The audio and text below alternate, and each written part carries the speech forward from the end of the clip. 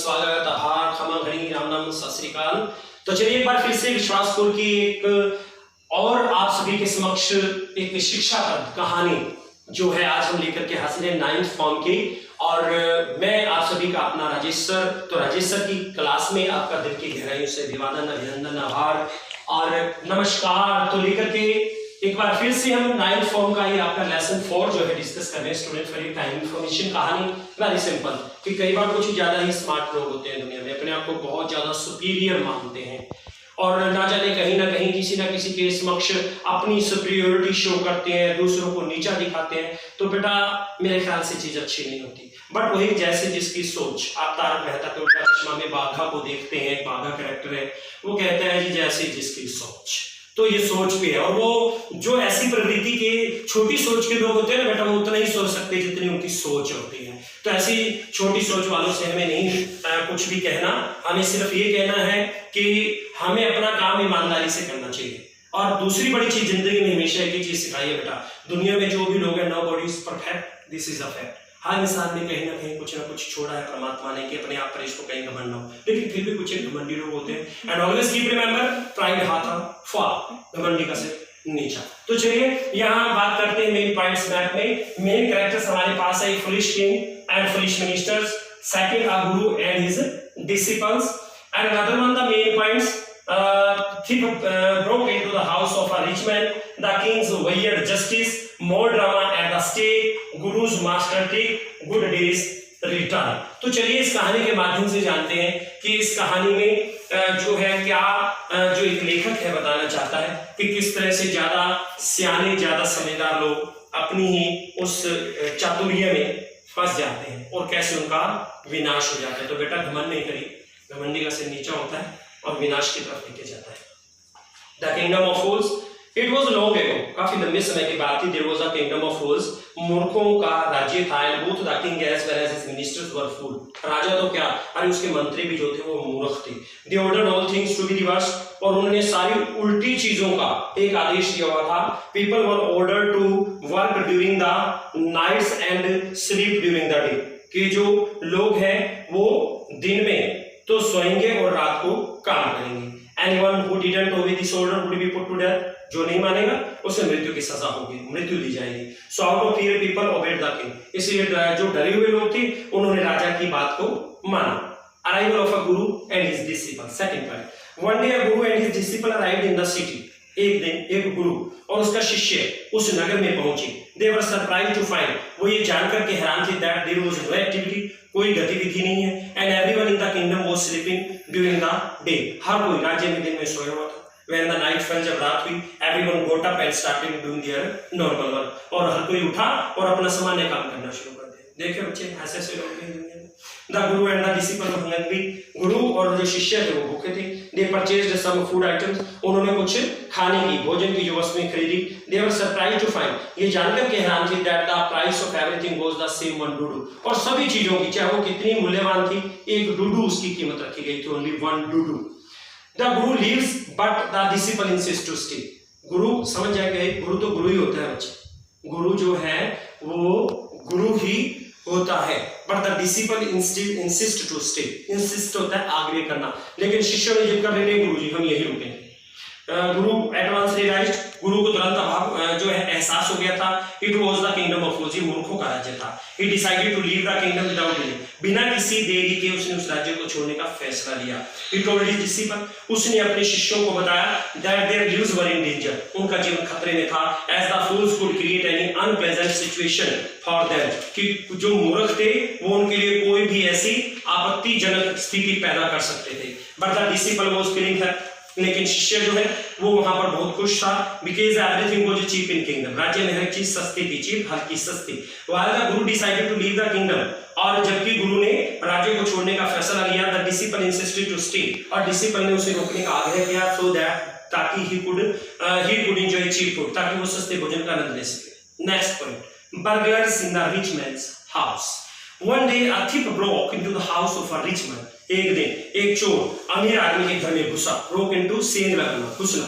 A wall of the house fell on him, और घर की एक दीवार पर गिरी and died on the spot, और वो उसी में मर गया। The brother of the thief complained to the king, और चोर के भाई ने राजा को शिकायत की that the rich man was responsible for the thieves death, कि वो अमीर आदमी जो है वो चोर की मृत्यु के लिए जिम्मेवार था, उत्तरदायी था, because the wall of his house was weak, क्योंकि उसके घर की दीवार जो थी वो कमजोर थी।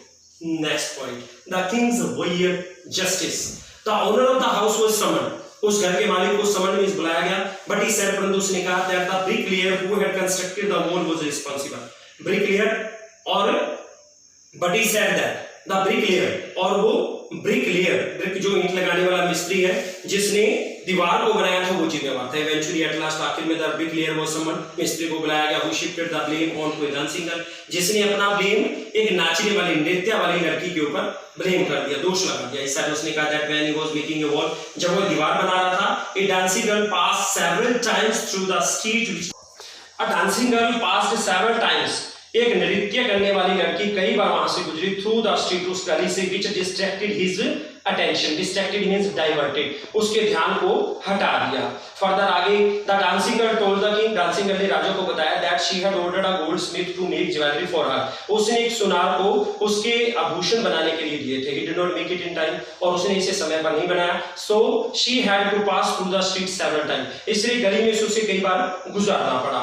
The goldsmith was told, अब सुनार को बुलाया गया, ही सेड, उसने कहा that he had to make ornaments for a wedding in the rich man's house, अमीर आदमी के घर में एक शादी थी जिसके लिए उसे आभूषण बनाने थे, so he could not finish the jewellery of the dancing girl in time, इसलिए उस डांसिंग गर्ल के समय पर वो जो है ज्वेलरी जो है वो आभूषण नहीं बना, खत्म कर पाया। He was the same owner of the house, और वो उसी घर का मालिक था, where the thief had died, जहां पर चोर मरा था। ही सेड, उसने कहा that his father had placed the order, कि उसके पिताजी ने ऑर्डर दिया था, the king and his minister decided, और किंग और उसके मंत्रियों ने फैसला किया that since the rich man's father had died, कि उसका जो पिता मर गया था, he would be executed in his father's place, अब उसके पिता के स्थान पर उसको फांसी पर लटकाया जाए। More drama at the stage, अब और ज्यादा ड्रामा हो रहा है। The king ordered a new stake, new stake होती है जो फंदा होता है लटकाने के लिए, एक नए स्टेक का आदेश दिया to be made for the execution, उसको फांसी पर लटकाने के लिए नई बनाई जाए, ऑफ द रिच मैन को।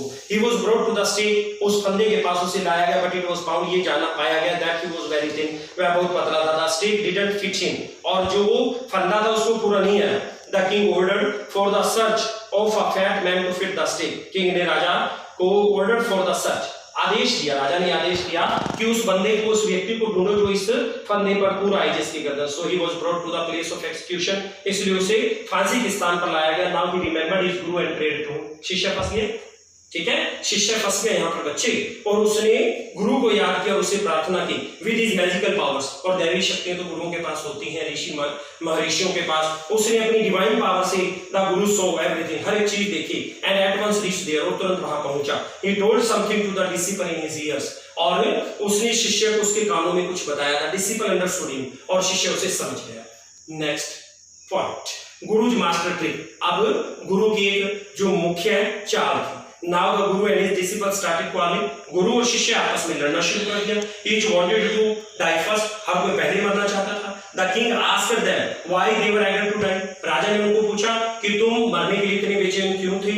The guru told the king, गुरु ने राजा को बताया that the stake was new, फंदा नया था। Anyone, कोई भी, who died first on the stake, जो इस फंदे पर पहले मरेगा, would be the king in the next life, अगले जन्म में भी वो राजा होगा। Anyone who died next would be the minister, और उससे आगे जो मरेगा वो मिनिस्टर होगा।